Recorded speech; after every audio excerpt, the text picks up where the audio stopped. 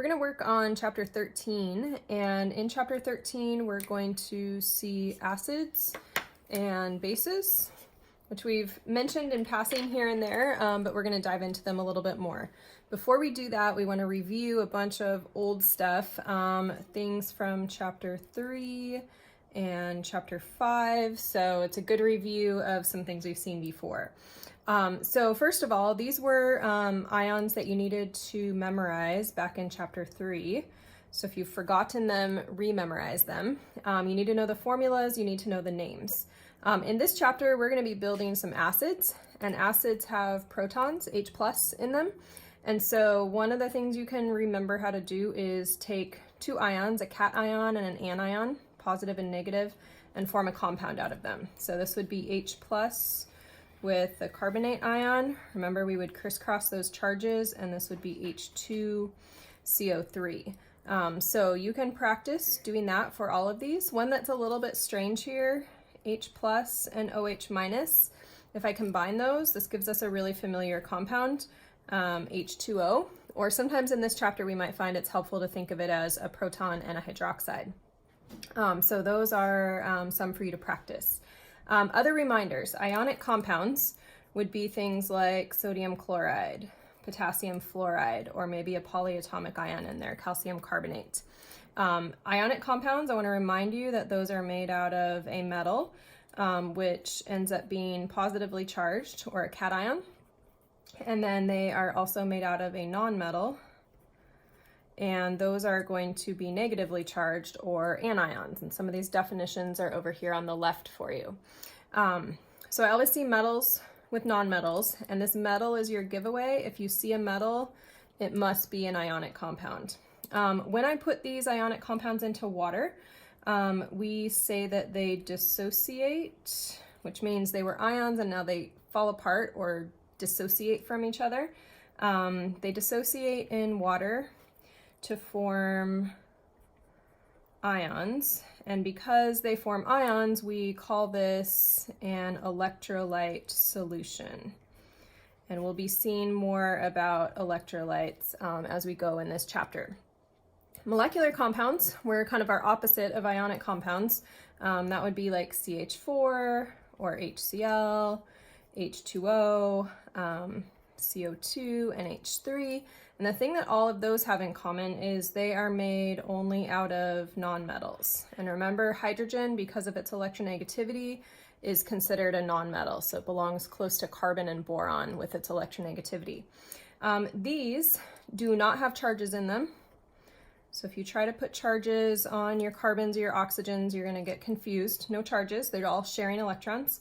And then these, in general, when we put them into water, are non-electrolytes in water. And the reason I'm reminding you that is because we are going to see an exception, and that exception is going to be acids and bases. So that's why I'm reminding you of how things have always been, and then we'll see some exceptions in the following slides. Finally, I want to refresh your memory a little bit about some equations here. So we want to be able to balance equations. That was actually, I guess all chapter 5. And one thing that you can do here in these problems is think about water as an H and an OH and balance those separately. Sometimes that's helpful in these acid-base reactions. So we're going to see in a little bit here that this is a base with a hydroxide, and this is an acid with an H out in front of it. When I look here, I notice that there's 2 hydroxides and 2 H's, and only one hydroxide and one H over here. So if I double that, if I put a 2 out in front here, which have been our coefficients, then that actually ends up balancing the whole equation. The bariums were good, the sulfates were good, and there's a typo here. This should be barium sulfate here instead. So that would be balancing the equation. Helps when the elements are right. The other thing I want to remind you about is we looked at double displacement reactions. That's actually what we saw up here. Double displacement and neutralization. Neutralization is always going to be an acid combined with a base. We'll see those at the end of this chapter. So again, we can see some acids here with H's out in front, and we'll be talking more about those in a few minutes. And then hydroxides here, those are my bases. So acid plus base, they're going to switch partners up. So if I can remind you how this worked, we would take the H plus and we would take the anion from over here, which is O negative. Those are the new combination. And then I will also take the strontium, 2 plus, because it's with 2 hydroxides, and then this chlorate or perchlorate ion. If you aren't sure what the charge of this is, we know H is positive, so this must be negative. So this is that double displacement where they trade partners. And then I take those charges to build formulas. So H2O, which is always going to be liquid in our chapter because it's happening at room temperature. And then strontium with 2 of these perchlorates because I need 2 negatives to balance out the 2 positives. If you look this up, this is going to be an aqueous compound. So that would be my equation. When I balance it, I'm going to have 2 here to make 2 chlorates, and then I have 2 H's and 2 OH's, so I'm going to need 2 waters there. So those are my coefficients, 2, 1, 2, and 1. That is my balanced molecular equation. If I want to write that as a full ionic equation, then I take these 2 H pluses, aqueous, plus 2 chlorates, aqueous, plus 1 strontium ion, plus, don't forget this is 2 hydroxides. And then if you remember, anything that's solid, liquid, or gas, we always keep together, so we don't break it into ions.